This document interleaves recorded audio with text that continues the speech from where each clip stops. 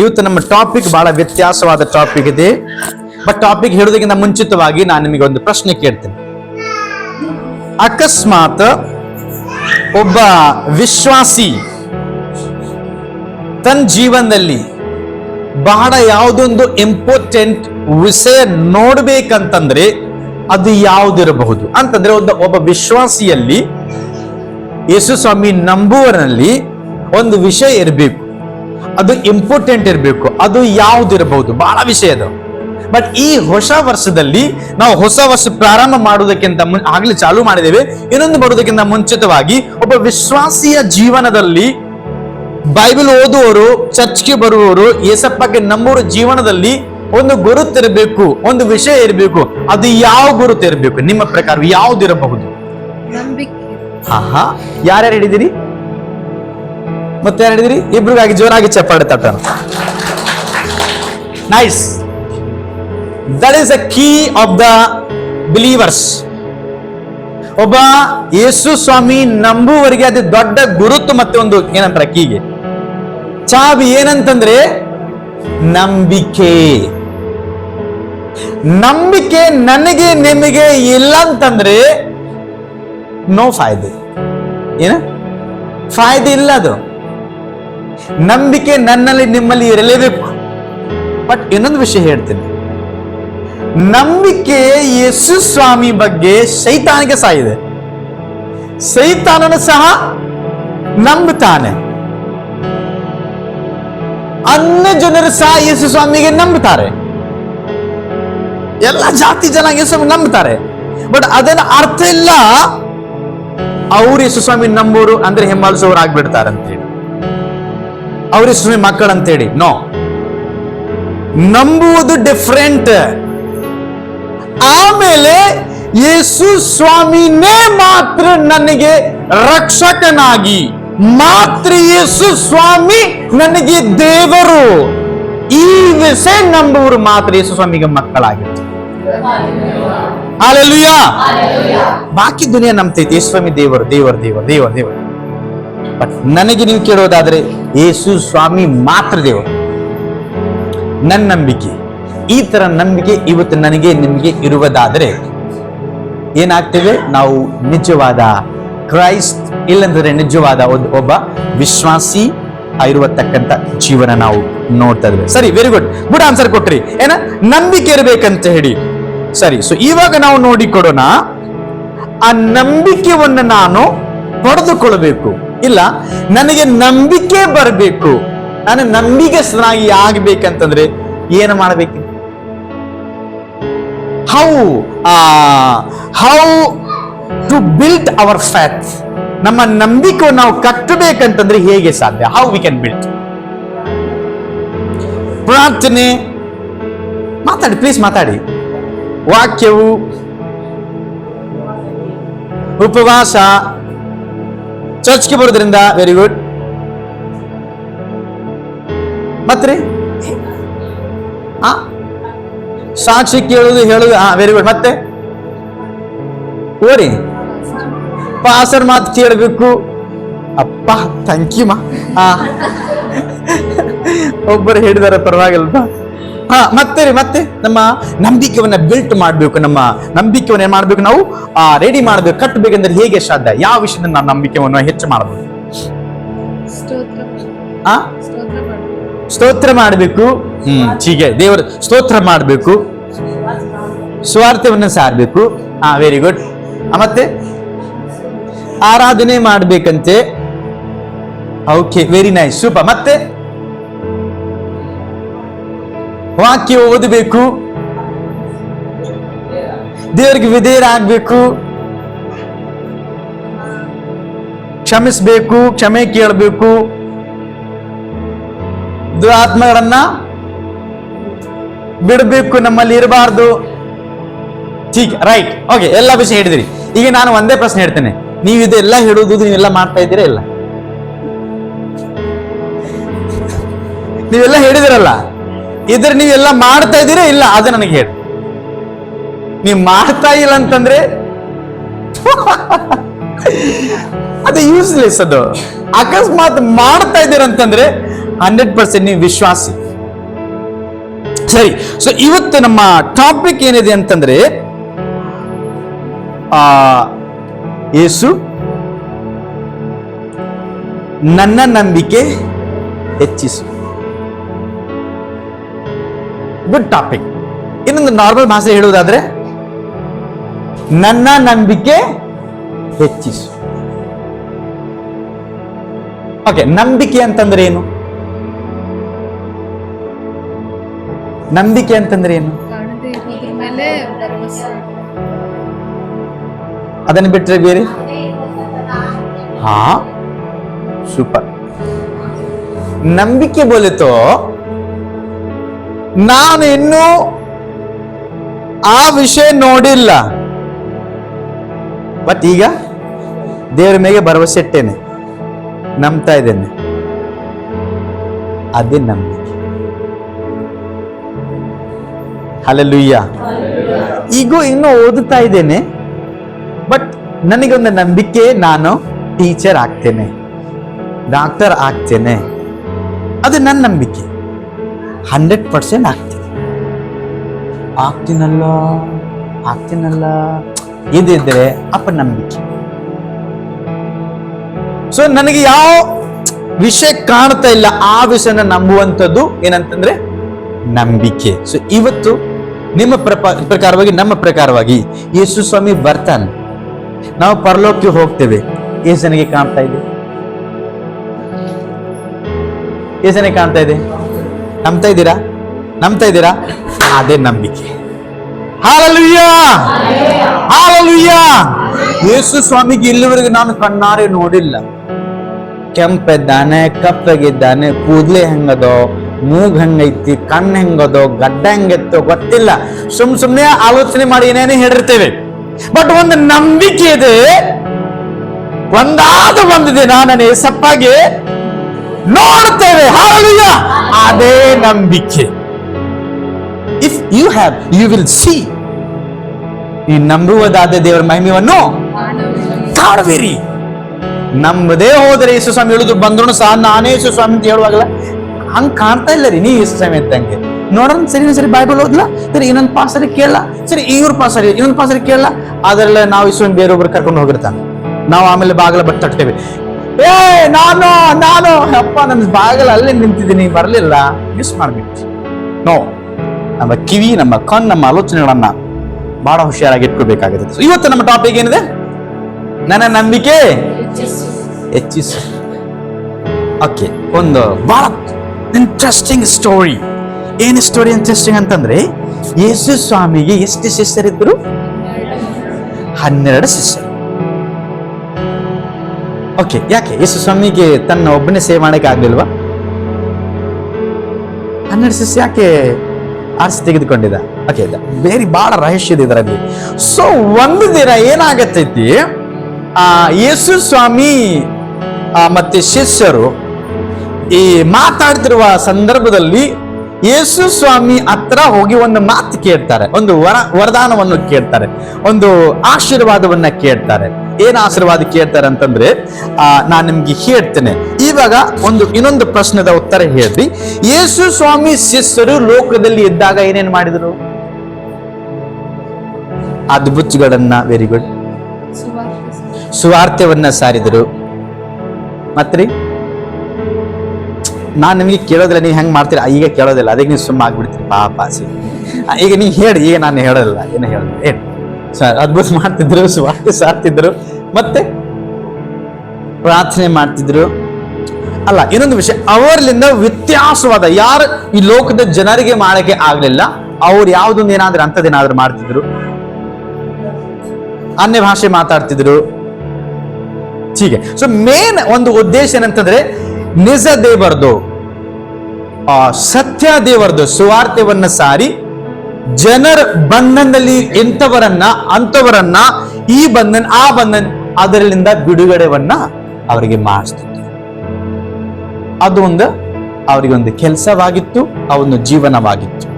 ಸರಿ, ಇವತ್ತು ನಾನು ನೀವು ನಂಬುವುದಾದ್ರೆ, ಯಾವ ಶಿಷ್ಯರಲ್ಲಿ ಅಭಿಷೇಕ ಇತ್ತು, ಯಾವ ಅಭಿಷೇಕ ಅವರಲ್ಲಿತ್ತು, ಆ ಅಭಿಷೇಕ ನಮ್ಗೆ ಸಹ ದೇವರು ಕೊಡ್ಲಿಕ್ಕೆ ರೆಡಿ ಇದಾನೆ. But we are not that much interest ಇದೆ. ಸರಿ, ಸೊ ಇವಾಗ ನಾವು ನೋಡಿಕೊಡೋಣ. ಯೇಸು ಸ್ವಾಮಿ ಶಿಷ್ಯರು ಬೇರೆ ಒಬ್ಬರಿಗೆ ಅದ್ಭುತವನ್ನು ನಡೆಸ್ತಿದ್ರು. ಅವರಿಗೆ ಭಯ ಇರಲಿಲ್ಲ, ಲೋಕದ ಭಯ, ಜನರದ ಭಯ ಇರಲಿಲ್ಲ. ಭಕ್ತಿ ಪೂರ್ವಕವಾಗಿ ಆರಾಧನೆ ದಿನ ಬಂತಂದ್ರೆ ಯಾರ್ದು ಕೇಳ್ತಿರ್ಲಿಲ್ಲ. ಏನಾದ್ರೂ ಅವ್ರಿಗೆ ವ್ಯವಸ್ಥೆ ಇರ್ಬೋದು, ತೆಗೆದುಕೊಂಡು ಬಂದ್ಬಿಡೋದು, ಆಲಯಕ್ಕೆ ಆರಾಮ್ ಆರಾಧನೆ ಮಾಡೋದು, ಸೇವೆಗೂ ಹೋಗ್ಬೋದು. ಫಿಯರ್ ಇರಲಿಲ್ಲ, ಒಂದು ಭಯ ಒಂದು ಇರಲಿಲ್ಲ ಅವ್ರ ಜೀವನದಲ್ಲಿ ನಾವು ನೋಡ್ತೇವೆ. ಇವರು ಏನ್ ಮಾಡ್ತಾರೆ, ಅಂತ ದೊಡ್ಡ ದೊಡ್ಡ ಅದ್ಭುತ ಮಾಡುವವರು, ಭಯ ಇಲ್ಲದೆ ಇರುವವರು ಒಂದು ದಿನ ಯೇಸು ಸ್ವಾಮಿ ಹತ್ರ ಬಂದ ಒಂದು ಮಾತು ಕೇಳ್ತಾರೆ. ಅದು ಲೂಕ ಸುವಾರ್ತೆಯಲ್ಲಿ ಬರೆಯಲ್ಪಟ್ಟಿದೆ.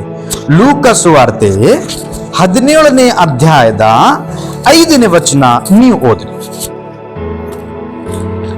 ಅಪೊಸ್ತಲರು ಸ್ವಾಮಿಗೆ ನಮ್ಮ ನಂಬಿಕೆಯನ್ನು ಹೆಚ್ಚಿಸು ಎಂದು ಕೇಳಲು ಸ್ವಾಮಿಯು ಬಸ್ ಇಲ್ಲೇ ಮುಕ್ತಾಯ ಆಗುತ್ತದೆ. ಅಪೊಸ್ತಲರು ಸ್ವಾಮಿಗೆ ನಮ್ಮ ನಂಬಿಕೆಯನ್ನು ಹೆಚ್ಚಿಸು. ಹಲ್ಲೆಲೂಯಾ. ಇವತ್ತು ಇದೇ ಮಾತು ನಮ್ಮ ಸಪ್ಪಕ್ಕೆ ನಾವು ಕೇಳೋಣ. ಸ್ವಾಮಿ ಅವರು ನಮ್ಮ ಗುಂಪಾಗಿ ಕೇಳಾರ, ಅದು ಇವತ್ತು ನಾನು ಪರ್ಸನಲ್ ಕೇಳೋಣ. ಸ್ವಾಮಿ ನನ್ನ ನಂಬಿಕೆಯನ್ನು ಹೆಚ್ಚಿಸು. ಈ ವಿಷಯ ಓದುತ್ತಿರುವಾಗ ನನಗೆ ಬಹಳ ಆಶ್ಚರ್ಯ ಆಯ್ತು. ಯೇಸು ಸ್ವಾಮಿ ಜೊತೆ ಇರುವವರು, ಒಂದೇ ತಾಟಲ್ಲಿ ಊಟ ಮಾಡುವವರು, 5,000 ಜನರಿಗೆ ದೇವರು ಬಿಡುಗಡೆ ಮಾಡಿ ಒಂದು ಊಟವನ್ನು ಹಂಚಿಸಿ ಕೊಟ್ಟಿದ, ಇದೆಲ್ಲ ಅದ್ಭುತ ಕಣ್ಣಾರೆ ನೋಡುವವರು, ತಾವು ಬೇರೊಬ್ಬರಿಗೆ ಕೈ ಇಟ್ಟು ಪ್ರಾರ್ಥನೆ ಮಾಡುವಾಗ ಎಂತ ದೆವ್ವಗಳನ್ನ ಬಿಡಿಸೋರು, ಇವತ್ತು ಯೇಸು ಸ್ವಾಮಿ ಹತ್ರ ಬಂದು ಒಂದು ವರವನ್ನು ಕೇಳ್ತಾ ಇದ್ದಾರೆ, ಒಂದು ಆಶೀರ್ವಾದವನ್ನು ಕೇಳ್ತಾ ಇದ್ದಾರೆ. ಅದು ಎಂತದು? ಸ್ವಾಮಿ ನಮ್ಮ ನಂಬಿಕೆಯನ್ನು ಹೆಚ್ಚಿಸು.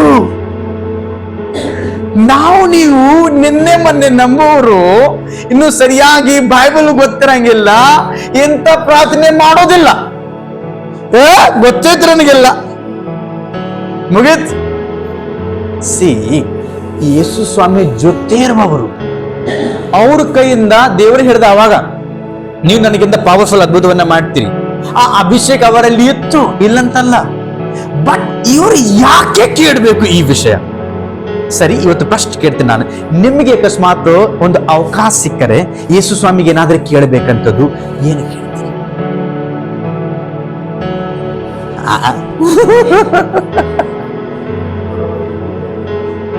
ಏನು ಕೇಳ್ತೀರಿ?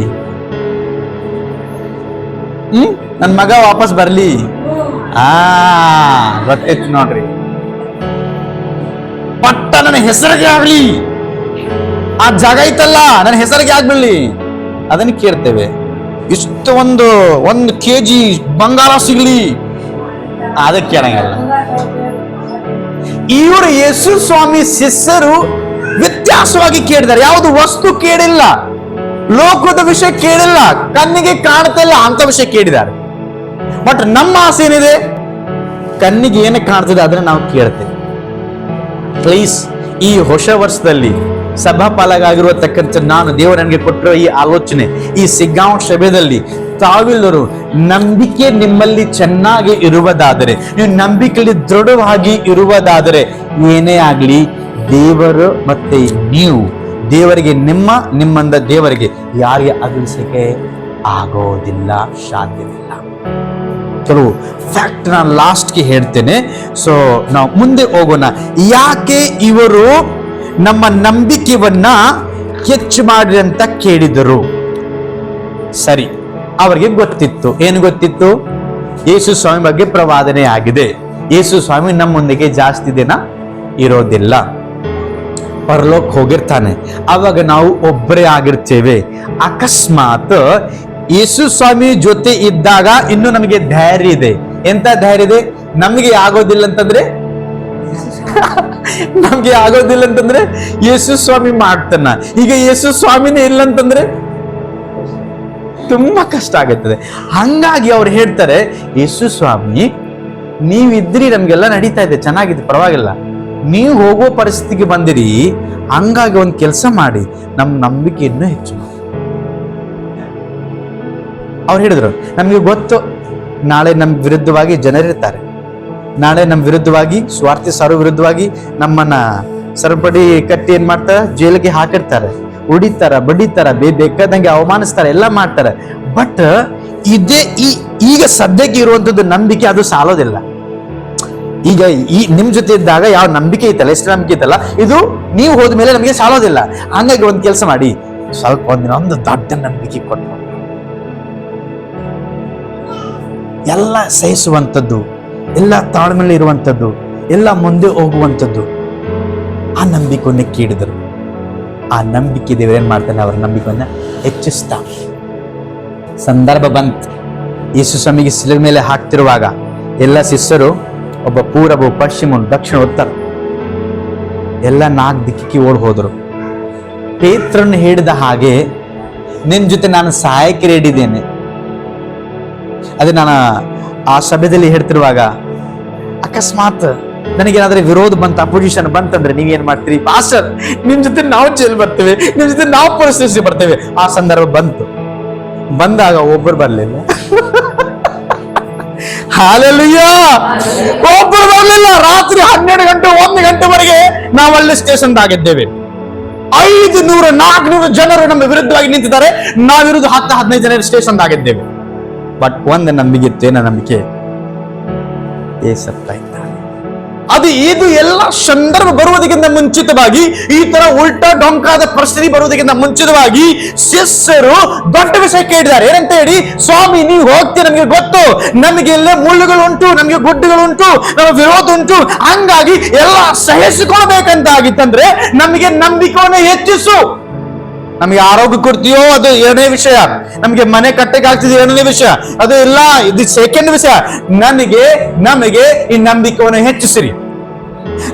ನಿಮ್ಮಲ್ಲಿ ನಂಬಿಕೆ ಇರುವುದಾದ್ರೆ ಆಶೀರ್ವಾದ ನಮ್ಮ ಹಿಂದೆ ತಂದಾನೆ ಬರ್ತೈತಿ.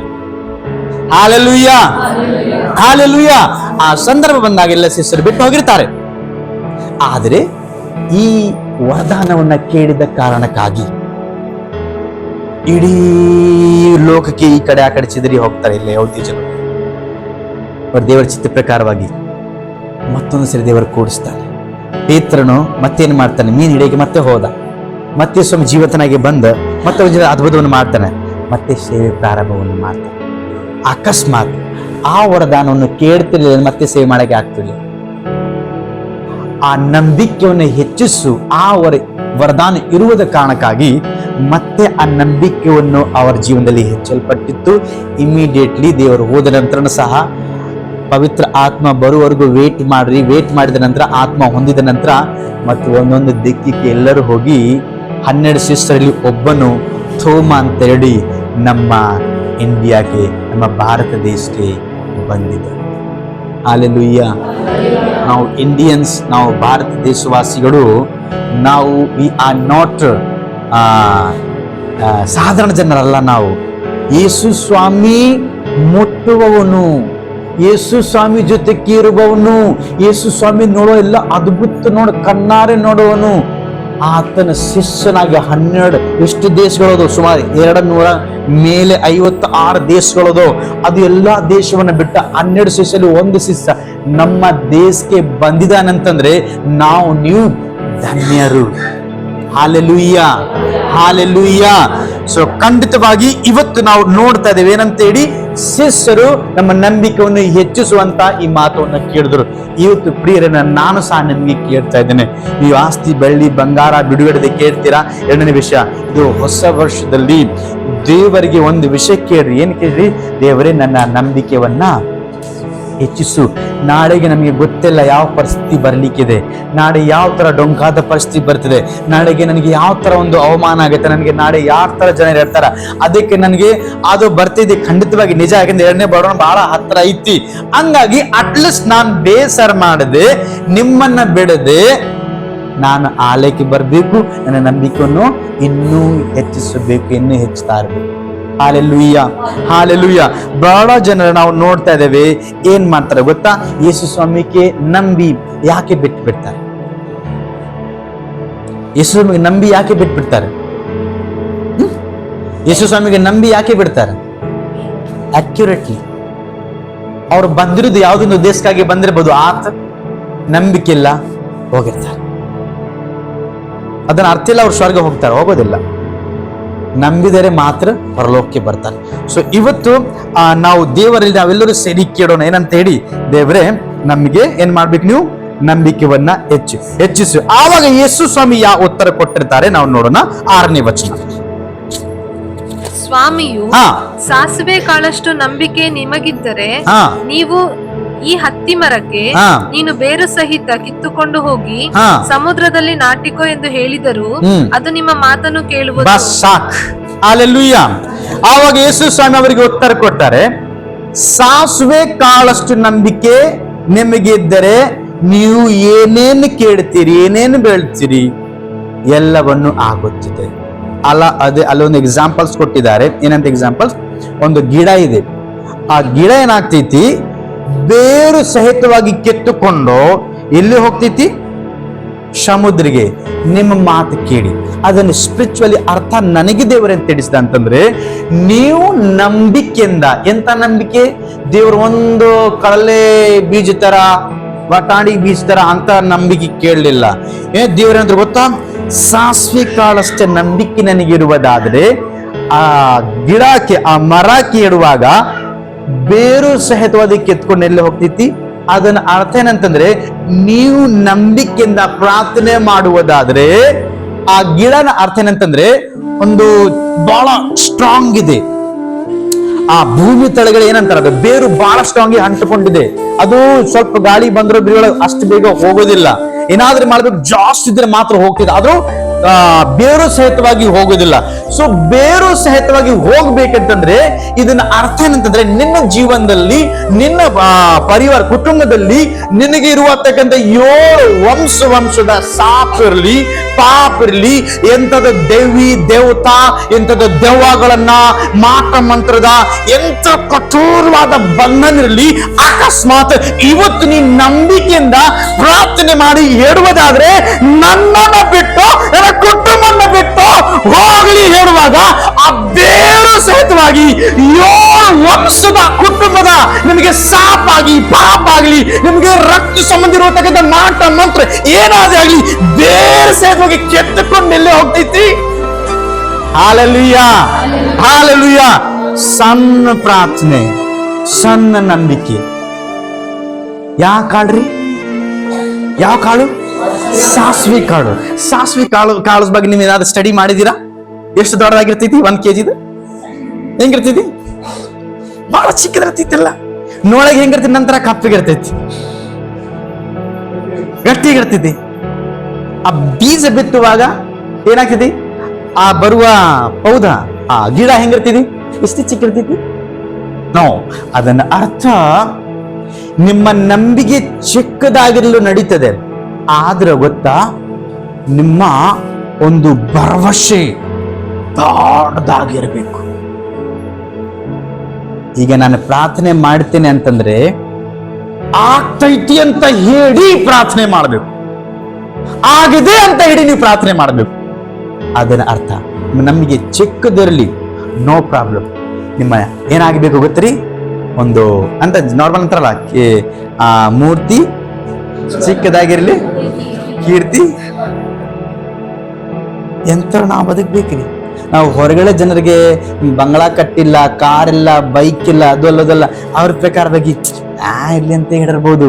ನೋ, ಒಳಗಡೆ ನಮ್ಗೆ ಬೆಂಕಿ ಇರಬೇಕು ಅಂತ ನಂಬಿಕೆ ನಮ್ಮಲ್ಲಿ. ಹಲ್ಲೆಲೂಯಾ. ಸರಿ, ಈಗ ನಂಬಿಕೆಯಲ್ಲಿ ಪ್ರಕಾರ ಉಂಟು. ಅತಿ ಬೇಗನೆ ನಾನು ಮುಕ್ತಾಯ ಮಾಡ್ತೇನೆ. ನಂಬಿಕೆಯಲ್ಲಿ ಪ್ರಕಾರ ಉಂಟು. ಇವತ್ತು ನಾವು ಜಸ್ಟ್ ಆಲೋಚನೆ ಮಾಡೋಣ, ನನ್ನ ನಿಮ್ಮ ನಂಬಿಕೆ ಯಾವ ತರ ಇದೆ. ಈಗ ಶಿಷ್ಯರು ಏಸಪ್ಪಗೆ ಕೇಳ್ತಾರೆ, ನಮ್ಮ ನಂಬಿಕೆಯನ್ನು ಹೆಚ್ಚಿಸು. ಅದನ್ನ ಅರ್ಥ ಅವ್ರಿಗೆ ಇನ್ನೂ ನಂಬಿಕೆ ಬೇಕು, ಹೌದಲ್ಲ? ಸರಿ, ಈಗ ಪ್ರಕಾರ ನಂಬಿಕೆಯ, ಈಗ ನಾನು ನಿಮಗೆ ಕೇಳ್ತಿದ್ದೇನೆ, ನಿಮ್ಮಲ್ಲಿ ಯಾವ ಪ್ರಕಾರದ ನಂಬಿಕೆ? ಚಿಕ್ಕದ, ದಾಡ್ದ, ಮಿಡಲ್, ಇಲ್ಲ ನಂಬಿಕೆನೇ ಇಲ್ಲ?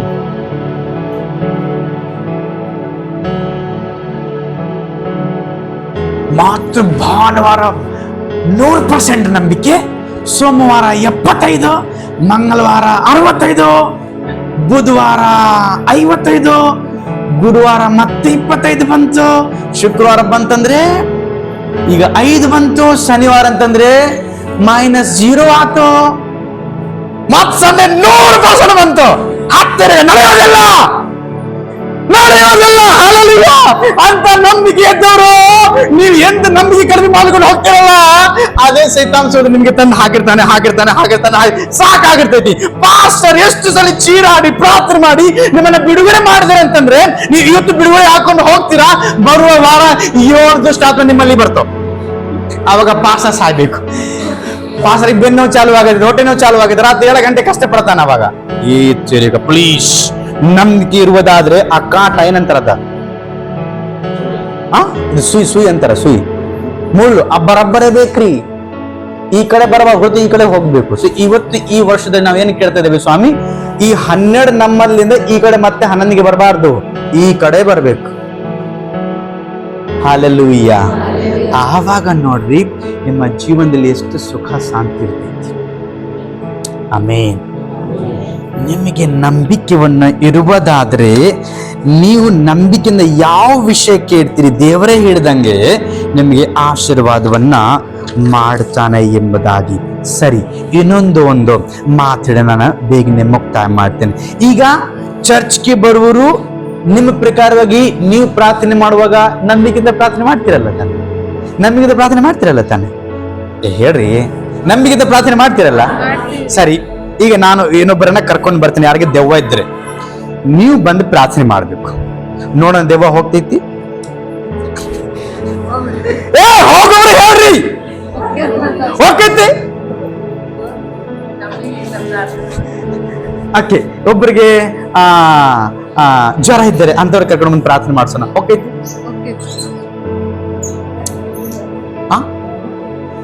ಬಟ್ ನಾವು ಇವತ್ತೊಂದು ವಾಕ್ ಓದಿದೀವಲ್ಲ, ಮಾರ್ಕ ಸ್ವಾರ್ತೆ 9ನೇ ಅಧ್ಯಾಯ 14-24 ತನಕ. ಯೇಸು ಸ್ವಾಮಿ ಶಿಷ್ಯರಿಗೆ ಅದ್ಭುತ ಮಾಡಕ್ಕೆ ಆಗ್ಲಿಲ್ಲ, ನಮ್ಮಿಂದಿಗೆ ಆಗತ್ತೆ? ಒಂದು ಯಾವುದು ಆತ್ಮ ಇತ್ತು, ಒಂದು ಮೂಕ ಆತ್ಮ ಬೆಂಕಿಯಲ್ಲಿ ಕೆರೆಯಲ್ಲಿ ಅವ್ರನ್ನ ಸಾಯಿಸ್ಬೇಕಂತ ಹೇಳಿ ಎಷ್ಟು ಸಲ ಪ್ರಯತ್ನ ಪಟ್ರು. ಅವ್ರ ಪಾಪ ಕಷ್ಟಪಟ್ಟು ಏನ್ ಮಾಡ್ತಾನೆ, ಹಿಡ್ಕೊಂಡು ಶಿಷ್ಯರ ಹತ್ರ ಕರ್ಕೊಂಡು ಬರ್ತಾನೆ. ಸ್ವಾಮಿ ಶಿಷ್ಯರ ಹತ್ರ ಕರ್ಕೊಂಡು ಬಂದ ನಂತರ ಅವ್ರು ಫುಲ್ ಪ್ರಯಾಸ ಪಟ್ಟಾರ. ಯಾರು? ಶಿಷ್ಯರು ಫುಲ್. ಅಪ್ಪ ನಿನಗೆ ಸರಿ ನನಗೆ ಆಗ್ಲಿಲ್ಲ, ಬರ್ರಿ ಕರ್ಕೊಂಡು ಬರ್ರಿ. ಅವಾಗ ಬೇಡ ಅವ್ರ ನೀ ಸರಿ ರೇ, ನಾನು ಮಾಡ್ತೇನೆ ಅಂತೇಳಿ ಎಲ್ಲರೂ ಸರಿದು ಬಿಟ್ರು. 12 ಜನ ಎಲ್ಲ ಸರಿದು ಬಿಟ್ರು. ಲಾಸ್ಟ್ಗೆ ಶಿಷ್ಯರಿಗೆ ಆಗ್ಲಿಲ್ಲ ಸ್ವಾಮಿ, ನೀನೇ ಮಾಡಂತೇಳಿ. ಅವಾಗ ಒಂದು ಪ್ರಶ್ನೆ ಬರ್ತದೆ, ಯಾಕೆ ಇವರಿಗೆ ಆಗ್ಲಿಲ್ಲ ಶಿಷ್ಯರಿಗೆ? ಅವ್ರ ಸ್ಟೇಟಸ್ ಅವ್ರಿಗೆ ಗೊತ್ತಿತ್ತು, ಅವರು ಜೀವನ ಅವ್ರಿಗೆ ಗೊತ್ತಿತ್ತು. ಶಿಷ್ಯರಂದ್ರೆ ಅದನ್ನ ಅರ್ಥ ಅಲ್ಲ ಅವ್ರು ಯೇಸು ಸ್ವಾಮಿ ಅಂತ ಹೇಳಿ. ನೋ, ಅವ್ರು ಸತ್ತೋದ್ರು ಎಲ್ಲರೂ. ಅವ್ರು ಮನಸ್ಸರ್ರಿ. ಪಾಸರ್ ಅಂತಂದ್ರೆ ನಾನು ಮನಸ್ಸಲ್ರಿ. ಬಟ್ ನಂಬಿಕೆ ಪ್ರತಿದಿನ ನಾವು ಕಟ್ಟಬೇಕು, ಪ್ರತಿದಿನ ಬಿಲ್ಟ್ ಮಾಡಬೇಕು. ಕೆಲವೊಮ್ಮೆ ಘೋರ ಸಮಸ್ಯೆ ಬರುವಾಗ ಏನ್ ಮಾಡ್ತೇವೆ, ನಾನು ಪಾಸ ಅದನ್ನ ಸಾಳ್ತೇನ್ರಿ. ಯಾಕೆ ಈ ತರ ಸಮಸ್ಯೆ ಬಂತಲ್ಲ, ನಮ್ಮ ನಂಬಿಕೆ ಕೊಂದು ಹೋಗ್ತೈತಿ.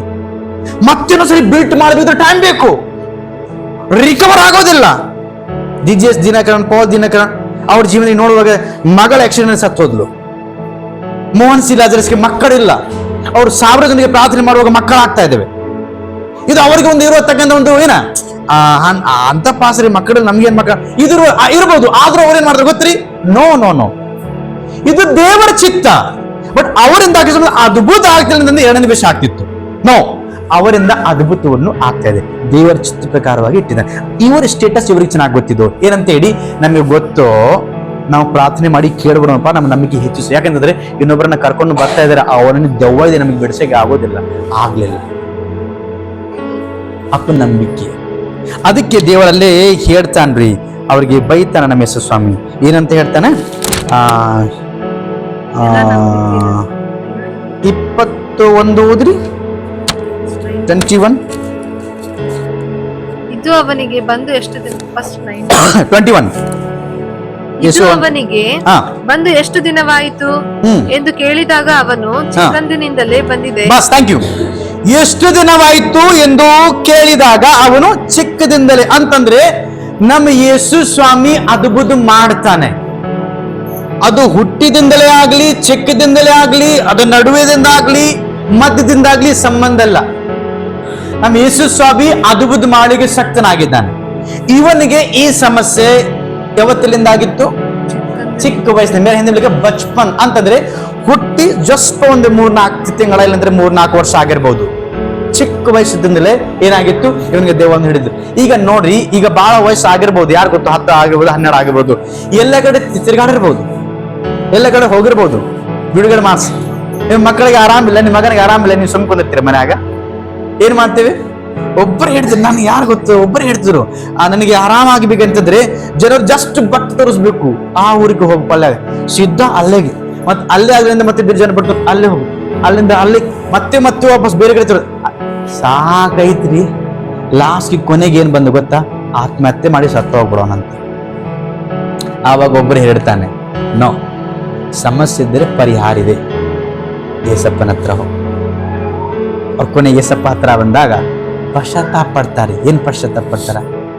ಎಲ್ಲ ಇದ್ದುದು ಕಳ್ಕೊಂಡು ಬಂದು ಫ್ರೀ, ಉಚಿತವಾಗಿ ನನಗೆ ಬಿಡುಗಡೆ ಸಿಕ್ಕಿತ್ತಲ್ಲ, ನಾನೆಂತ ಅಭಾಗ್ಯಶಾಲಿ. ಸೊ ನೀವು ಏಸಪ್ಪಕ್ಕೆ ನಂಬೋರು ಧನ್ಯರು ರೀ. ನಿಜವಾಗಿ ಹೇಳ್ತೇನ್ರಿ, ಇನ್ನು ಬಹಳ ಜನ ನೆಮ್ಮದಿಗಾಗಿ, ಸಮಾಧಾನಕ್ಕಾಗಿ, ಸಂತೋಷಕ್ಕಾಗಿ, ಮಾಟ ಮಂತ್ರದಲ್ಲಿ ಬಿಡುಗಡೆ ಆಗ್ಬೇಕೆಂಬುದಾಗಿ ಎಷ್ಟೋ ಹಣ ಖರ್ಚ ಮಾಡ್ತಾ ಇದ್ದಾರೆ, ಎಷ್ಟೋ ರೊಕ್ಕವನ್ನ ಖರ್ಚು ಮಾಡ್ತಾರೆ, ಇನ್ನು ಲೋಕವನ್ನ ತಿರುಗಾಡ್ತಾ ಇದ್ದಾರೆ. ಸಿಗ್ತಾ ಇಲ್ಲ. ನಿಮ್ಗೆ ಉಚಿತವಾಗಿ ಅದ್ಭುತವನ್ನ ಮಾಡಲು ಏಸಪ್ಪ ಇವತ್ತು ಶಿಗ್ಗಾಂವದಲ್ಲಿ ಒಳ್ಳೆ ಚರ್ಚ್ ಕಟ್ಟಿ ಕೊಟ್ಟಿದಾನ್ರಿ. ದಯಮಾಡಿ ತಪ್ಪದೆ ಆಲಯಕ್ಕೆ ಬನ್ನಿ, ಆಶೀರ್ವಾದ ಕಳೆದುಕೊಳ್ಬೇಡ್ರಿ, ಬರ್ರಿ, ಪ್ಲೀಸ್ ಬರ್ರಿ ದೇವರ ಆಲಯಕ್ಕೆ. ಇವತ್ತು ನಾವು ನೋಡ್ತಾ ಇದ್ವಿ, ಈ ಮಗನಿಗೆ ಎಷ್ಟು ತಂದೆಗೆ ತ್ರಾಸ ಇರ್ಬೋದು. ಅವಾಗ ಹೇಳ್ತಾರೆ, ಯಾವತ್ತಿನಿಂದ ಆಗಿತ್ತಪ್ಪ, ಅವ್ರದ್ದು ಈ ಸಣ್ಣ ವಯಸ್ಸಿನಿಂದ ಆಗಿತ್ತು. ಆವಾಗ ನಾವು ನೋಡ್ತಾ ಇದ್ವಿ, ಅವ್ರು ಹೇಳ್ತಾರೆ, ನಿಮ್ಮ ಶಿಷ್ಯರಿಗೆ ಆಗ್ಲಿಲ್ಲ. ಅವಾಗ 23ನೇ ವಚನ ಓದ್ರಿ. ಯೇಸು ಅವನಿಗೆ, ನಿನ್ನ ಕೈಯಲ್ಲಿ ಆಗುವ ಹಾಗಿದ್ದರೆ ಅನ್ನುತ್ತೀಯೋ? 22 ಓದ್ರಿ. ಮತ್ತು ಇವನನ್ನು ಕೊಲ್ಲಬೇಕೆಂದು ಆಗಾಗ ಬೆಂಕಿಯಲ್ಲಿಯೂ ನೀರಿನಲ್ಲಿಯೂ ಕೆಡವಿತು. ನಿನ್ನ ಕೈಯಲ್ಲಿ ಏನಾದರೂ ಆಗುವುದಾದರೆ ನಮ್ಮ ಮೇಲೆ ಕರುಣೆ ಬಿಟ್ಟು ನಮಗೆ ಸಹಾಯ ಮಾಡು. ನಾನ್ ನಿಮ್ಗೆ ಮುಂಚೆ ಪ್ರಶ್ನೆ ಕೇಳಿದೆ, ನೀವು ಪ್ರಾರ್ಥನೆ ಮಾಡ್ತೀರಾ? ನಂಬಿಕೆಯಿಂದ ಮಾಡ್ತೀರಾ? ಸರಿ, ಇದರಲ್ಲಿ ವ್ಯತ್ಯಾಸ ಉಂಟು. ಅಲ್ಪ ನಂಬಿಕೆ, ಸ್ವಲ್ಪ ನಂಬಿಕೆ, ಮಿಡಲ್ ನಂಬಿಕೆ, ಪವರ್ಫುಲ್ ನಂಬಿಕೆ, ಪರಿಪೂರ್ಣ ನಂಬಿಕೆ. ಸೊ ಇಲ್ಲೇ ನಾವು ನೋಡ್ತಾ ಇದ್ದೇವೆ, ಇವನು ಯಾವ ನಂಬಿಕೆಯಿಂದ ಬಂದಿದ್ದಾನೆ? ಡೌಟ್, ಸಂದೇಹದ ನಂಬಿಕೆ. ಹೇಗೆ ವಾಕ್ಯ ಇಡ್ತದೆ, ನಿನ್ನ ಕೈಯಲ್ಲಿ ಏನಾದರೂ ಆಗುವ ಹಾಗಿದ್ದರೆ ನಮ್ಮ ಮೇಲೆ ಕಣ್ಣಿಟ್ಟು ನಮಗೆ ಸಹಾಯ ಮಾಡು. ಈ ತರ ಪ್ರಾರ್ಥನೆ ನೀವು ಎಷ್ಟು ಜನ ಇನ್ನೂ ಮಾಡ್ತಾ ಇದ್ದೀರಾ? ಸ್ವಾಮಿ, ನಿನ್ನಿಂದ ಆದರೆ ನನಗೆ ಮಾಡಿಬಿಡು ಸ್ವಾಮಿ. ಹಾಗಾದ್ರೆ ದೇವರು ಹೇಳ್ತಿರ್ಬೇಕು, ನಿನಗೆ ಏನ್ ನಂಬಿಕೆ ಇದೆ, ನನ್ನಿಂದ ಆಗೋದಿಲ್ಲ. ಈ ತರ ಪ್ರಾರ್ಥನೆ ಎಂದಿಗೂ ಮಾಡಬೇಡಿ. ಈ ತರ ಪ್ರಾರ್ಥನೆ ಎಂದಿಗೂ ಮಾಡಬೇಡಿ. ದೇವರಿಗೆ ಎಂದಿಗೂ ಹೇಳ್ಬೇಡಿ, ಸ್ವಾಮಿ ನಿನ್ನಿಂದ ಆದರೆ ಮಾಡಿ. ಆಮೇಲೆ ವಚನ ಓದ್ರಿ. ಯೇಸು ಅವನಿಗೆ, ನಿನ್ನ ಕೈ ಆಗುವ ಹಾಗಿದ್ದರೆ ಅನ್ನುತ್ತೀಯೋ? ನಂಬುವವನಿಗೆ ಎಲ್ಲ ಆಗುವುದು. Hallelujah, hallelujah. ಅದಕ್ಕೆ ಶಿಷ್ಯರು ನಮ್ಮ ನಂಬಿಕೆಯನ್ನು ಹೆಚ್ಚಿಸು ಕೇಳಿದರು. ಈಗ ಅಲ್ಪ ನಂಬಿಕೆಯಿಂದ, ಡೌಟ್ ನಂಬಿಕೆಯಿಂದ ಏಸಪ್ಪನ ಹತ್ರ ನೀವು ಎಷ್ಟು ಜನ ಬರ್ತೀರಿ, ನಿಜವಾಗಿ ಆಶೀರ್ವಾದ ನಿಮಗೆ ಇಲ್ಲ. ಪರಿಪೂರ್ಣ ನಂಬಿಕೆಯಿಂದ ಬರುವವರು, ಇವತ್ತು ದೇವರು ಹೇಳ್ತಾ ಇದ್ದಾನೆ, ನನ್ನ ಕೈಲಿ ಆಗುವ ಹಾಗಿದ್ದರೆ ಅನ್ನುತ್ತೀಯ, ನಂಬುವವನಿಗೆ ಎಲ್ಲ ಆಗುವುದು. ಹಾಲೆಲೂಯಾ. ಈಗ ಜಸ್ಟ್ ನಾನು ನಿಮಗೆ ಆಲೋಚನೆ ಮಾಡಕ್ಕೆ ನಾನೊಂದು ಟೈಮ್ ಕೊಡ್ತಾ ಇದ್ದೇನೆ. ನಿಮ್ಮ ಪ್ರಕಾರವಾಗಿ ಇದು ನನಗೆ ಆಗ್ತಾ ಇಲ್ಲ ಇರಬಹುದು, ಬಟ್ ಇವತ್ತು ಈ ವಾಕ್ಯ ಪ್ರಕಾರವಾಗಿ ದೇವರು ಹೇಳ್ತಾ ಇದ್ದಾನೆ, ನಿನಗೆ ನಂಬಿಕೆ ಮಾತ್ರ ಇರಲಿ, ನಿಮಗೆ ನಂಬಿಕೆ ಮಾತ್ರ ಇರಲಿ. ನಂಬಿಕೆ ಇರುವುದಾದ್ರೆ ಏನಾಗ್ತೈತಿ? ಎಲ್ಲವನ್ನೂ ಆಗುವುದು. ಅದು ನಿಮಗೆ ಆರೋಗ್ಯ ಕುರಿತಿರಲಿ, ನಿಮ್ಮ ಭವಿಷ್ಯ ಕುರಿತಿರಲಿ, ನಿಮ್ಮ ಜಾಬ್ ಕುರಿತು, ನಿಮ್ಮ ಫ್ಯೂಚರ್ ಕುರಿತು, ನಿಮ್ಮ ಮದುವೆ ವಿಷಯ, ನಿಮ್ಮ ಮಕ್ಕಳ ವಿಷಯ, ನಿಮ್ಮ ಯಾವುದೇ A to Z, ಆ ನಂಬಿಕೆಯಿಂದ ನಾವು ಪ್ರಾರ್ಥನೆ ಮಾಡುವುದಾದ್ರೆ ಅದ್ಭುತವನ್ನ ನಮ್ಮ ಜೀವನದಲ್ಲಿ ನಾವು ನೋಡ್ತಾ ಇದ್ದೇವೆ. ಆಮೇಲೆ ಇನ್ನೊಂದೊಂದು ಗುಂಪಿದೆ, ಅವ್ರ ನಂಬಿಕೆಯಿಂದ ಪ್ರಾರ್ಥನೆ ಮಾಡ್ತಾರೆ. ಅಲ್ಲಿ ಬಹಳ ಜನ ಇದ್ದಾರೆ. ನಾನು ಕೆಲವು ಜನರನ್ನು ಹೇಳಿ ಅತಿ ಬೇಗನೆ ಮುಕ್ತಾಯ ಮಾಡ್ತೇನೆ. ಹನ್ನಳು ಹೋಗಿ ಪ್ರಾರ್ಥನೆ ಮಾಡ್ತಾಳೆ, ನಿನ್ನ ಚಿತ್ತಿದ್ರೆ ಕೊಡುವಂತ ಕೇಳಿಲ್ಲ, ಮಗು ಕೊಲ್ಲಬೇಕು ನಮಗೆ, ಯಾಕೆ ಎಲ್ಲ ಕಡೆ ಆಗ ಸಾಕಾಗಿದೆ ನಮಗೆ. ಇವನ್ ಆಕ್ಚುಲಿ ಅಪನಂಬಿಕೆಯಿಂದ ಅಲ್ಪನಂಬಿಕೆಯಿಂದ ಯಾಕೆ ಬಂದಿದ್ರು ಗೊತ್ತಾ? ಎಲ್ಲ ಕಡೆ ಮೋಸ ಹೋಗಿದ್ದಾನೆ. ಅದೇ ಮೈಂಡ್ ಸೆಟ್ ಅಲ್ಲಿಯೂ ಬಂದಿರ್ತಾನೆ. ಇನ್ನೊಬ್ಬರಿಗೆ 5,000 ಕೊಟ್ಟು ಆಗ್ಲಿಲ್ಲ, ಇನ್ನೊಬ್ಬರಿಗೆ 10,000 ಕೊಟ್ಟು ಆಗ್ಲಿಲ್ಲ. ಇವ್ರಿಗೆ ನಾವು ಟ್ರೈ ಮಾಡ್ಬಿಡೋಣ ಅಂತ ಹೇಳಿ ಬಂದಿರಬಹುದು. ನಿಮ್ಮಿಂದ ಆದ್ರೆ ನಾವು ಹೇಳ್ತೇವಲ್ಲ, ಡಾಕ್ಟರ್ಸ್ ಕೇಳ್ತೇವಲ್ಲ, ಸರ್ ಆದ್ರೆ ಅಡ್ಮಿಷನ್ ಮಾಡಿ, ಇಲ್ಲ ದೊಡ್ಡ ಹಾಸ್ಪಿಟಲ್ ರಿಫರ್ ಮಾಡಿ ಅಂತೇವಲ್ರಿ. ಅದೇ ಭಾವನೆ ನಿಮಗೆ ಆದ್ರೆ ಮಾಡಿ, ಇಲ್ಲಾಂದ್ರೆ ಬೇರೆ ನಾನು ನೋಡ್ತೀನಿ. ಆವಾಗ ಇಷ್ಟ ಪಡ್ತೇನೆ, ನೀಪ ಅದ್ಭುತ, ನನ್ನ ಹೆಸರನ್ನೇ ಅದ್ಭುತ, ನನ್ನ ಹತ್ರ ಬಂದಿರೋದ್ರೆ ವಾಪಸ್ ಕಳಿಸ್ತೇನೆ, ನನಗೆ ಕಳಿಸೋದು ಅದ್ಭುತ ಮಾಡೇ ಮಾಡ್ತಾನೆ. ಸೊ ಇವಾಗ ನಾವು ನೋಡ್ತಾ ಇದ್ದೇವೆ ಅವ್ರ ಜೀವನದ ಅದ್ಭುತ ಮಾಡ್ತಾನ್ರಿ, ಬಿಡುಗಡೆ ಮಾಡ್ತಾನೆ. ಸೊ ಇನ್ನೊಬ್ಬ ಒಂದು ಗುಂಪಿದೆ. ಏನು ಗುಂಪು? ಶದ್ರಕ್, ಮೇಷಕ್, ಅಬೇದ್ನೆಗೋ, ದಾನಿಯಲ್, ಮತ್ತೆ ಯಾರ್ಯಾರಿದ್ದಾರೆ? ಎಸ್ತೇರಳು. ಅವ್ರ ಪ್ರಾರ್ಥನೆ ನೋಡ್ರಿ, ಆದರೆ ಮಾಡಿ ಹೇಳಿಲ್ಲ, ನಾವು ಆ ಬೆಂಕಿಯ ಗವಿ ಒಳಗೆ ಹೋಗಕ್ಕೆ ರೆಡಿ ಇದ್ದೇವೆ, ನಮ್ಮ ದೇವರು ಕಾಪಾಡ್ತಾರೆ ಅಂತ ನಂಬಿಕೆ ಉಳ್ಳವರು ಇವತ್ತು ನಮ್ಮ ಸಪ್ಪ ಹುಡುಕ್ತಾ ಇದ್ದಾರೆ. ಅಂತ ನಂಬಿಕೆ ನಮ್ಮಲ್ಲಿ ನಿಮ್ಮಲ್ಲಿ ಇರುವುದಾದರೆ, ಈ ಬೆಂಕಿ ಒಳಗಡೆ ಹೋದ್ರೂ ಸಹ ಒಂದು ಕೂದಲು ಸುಟ್ಟೋದಿಲ್ಲ, ವಾಸನೆ ಬರೋದಿಲ್ಲ. ಅದನ್ನ ಅರ್ಥ, ಎಷ್ಟು ವಿರುದ್ಧವಾಗಿ ನಿಮಗೆ ಪರಿಸ್ಥಿತಿ ಬರಲಿ, ನಿಮ್ಮನ್ನ ತಟ್ಟುವುದಿಲ್ಲ, ಮುಚ್ಚುವುದಿಲ್ಲ. ನಿಮ್ಮ ನಂಬಿಕೆ ಅಲ್ಪ ನಂಬಿಕೆ ಇರಬಾರ್ದು, ಡೌಟ್ ನಂಬಿಕೆ ಇರಬಾರ್ದು. ನೀವು ಮೊಡಕಾಲು ಇರ್ತೀರಿ ಪ್ರಾರ್ಥನೆಗಾಗಿ ಅಂತಂದ್ರೆ, ನಾನು ಪಡೆದಿದ್ದೇನೆ, ಹೊಂದಿಕೊಂಡಿದ್ದೇನೆ ಅಂತ ಹೇಳಿ ಆಮೀನ್ ಹಿಡಿ, ಮತ್ತೆ ನೀವು ಎದ್ದು ಹೊರಗಡೆ. ಖಂಡಿತವಾಗಿ ಈ ವಾಕ್ ಮುಖಾಂತರವಾಗಿ ದೇವರು ನಿಮ್ಮೆಲ್ಲರನ್ನ ಆಶೀರ್ವಾದವನ್ನು ಮಾಡ್ತಾನೆ. ಸೊ ನಿಷ್ಕರ್ಷ ಅಂಶವನ್ನು ನಾವು ನೋಡಿಕೊಡೋಣ. ನಮ್ಮೆಲ್ಲರಿಗೆ ವಿಶ್ವಾಸ ಇನ್ನೂ ಹೆಚ್ಚಾಗಿ ಬೇಕು. ನಾಳೆಗೆ ಯಾವ ತರ ಪರಿಸ್ಥಿತಿ ಬರುತ್ತೆ ನಿಮಗೆ ಗೊತ್ತಿಲ್ಲ. ಎಲ್ಲ ಪರಿಸ್ಥಿತಿಯಿಂದ ಇದೇ ನಂಬಿಕೆ ನಮ್ಮಲ್ಲಿ ಇವತ್ತು ಏನು ನಂಬಿಕೆ ಇದೆಲ್ಲ, ಅದು 60% ಎಕ್ಸಾಂಪಲ್ಸ್ 60% ನಂಬಿಕೆ, ಇದು ನಾಳೆಗೆ ಸಾಲೋದಿಲ್ಲ. ಅದು ನಮಗೆ 100% ಆಗ್ಬೇಕು. ಸೊ ಇವತ್ತು ನಾವು ಬೇಡಿಕೊಡೋಣ, ತಂದೆ ನನಗೆ ನನ್ನ ನಂಬಿಕೆಯನ್ನ ಹೆಚ್ಚಿಸು. ಆಮೇಲೆ ನಾವು ನೋಡ್ತಾ ಇದ್ದೇವೆ, ನಿಮ್ಮಲ್ಲಿ ಯಾವ ತರಹದ ನಂಬಿಕೆ ಇದೆ? ಅಲ್ಪ ನಂಬಿಕೆಯ, ಮಿಡಲ್ ನಂಬಿಕೆಯ, 75% ನಂಬಿಕೆಯ, ಇಲ್ಲ 100% ನಂಬಿಕೆಯ? ನೀವತ್ತು ಆಲೋಚನೆ ಮಾಡಿಕೊಡ್ರಿ. ನೀವು ಪ್ರಾರ್ಥನೆ ಮಾಡುವಾಗ ಯಾವ ನಂಬಿಕೆಯಿಂದ ಪ್ರಾರ್ಥನೆ ಮಾಡ್ತಾ ಇದ್ದೀರಾ? ಆಗ್ತೈತು ಅಲ್ಲೋ ಈ ಭಾಷೆಯಲ್ಲಿ ಈ ಆಲೋಚನೆ ಪ್ರಾರ್ಥನೆ ಮಾಡ್ತೀರಾ, ದೇವರೇ ಕೊಟ್ಟಿದ್ದಕ್ಕಾಗಿ ಸ್ತೋತ್ರ ಅಂತ ಹೇಳಿ ಪ್ರಾರ್ಥನೆ ಮಾಡ್ತೀವಿ. ಆಮೇಲೆ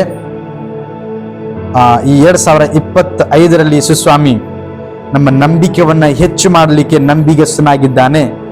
ನಾವು ರೆಡಿ ಆಗ್ಬೇಕಾಗುತ್ತದೆ. ಸೊ ಅಕಸ್ಮಾತ್ ನಾನು ಯೇಸುಸ್ವಾಮಿಲಿ ಇನ್ನೂ ತೃಪ್ತಿ ಆಗಿಲ್ಲ, ನಾನು ಯೇಸುಸ್ವಾಮಿಲಿ ಇನ್ನೂ ಆಶೀರ್ವಾದ ಹೊಂದಿಕೊಡ್ತಾ ಇಲ್ಲ ಅಂತಂದ್ರೆ, ಅದನ್ನರ್ಥ ನನ್ನ ನಂಬಿಕೆಯಲ್ಲಿ ಏನಾದ್ರು ಹೆಚ್ಚು ಕಡಿಮೆ ಇರಬಹುದು. ನನ್ನ ಪ್ರಕಾರವಾಗಿ ನಾನೇ ಸಾಣ್ಯ, ನನಗಿಂತ ನಮ್ಮವ್ರು ಬೇರೆ ಯಾರಿಲ್ಲ ಅಂದಿರಬಹುದು. ಬಟ್ ದೇವರು ಹೇಳ್ತಾನೆ ಒಬ್ಬನಿಗೆ, ಯೇಸುಸ್ವಾಮಿ ಹತ್ರ ಬಂದಾಗ, ನಿನಗೆ ಎಲ್ಲ ಇತ್ತು, ಅದು ಒಂದು ವಿಷಯ ಕೊಡ್ತಿತ್ತು ನಿನಗೆ, ಇತ್ತು ಹುಡುಕಾಡು, ನನ್ನಲ್ಲಿ ಯಾವ ಒಂದು ವಿಷಯ ಏನು ಕೊಡ್ತೀವಿ, ಏನ್ ದೇವರ ವಿರುದ್ಧವಾಗಿ.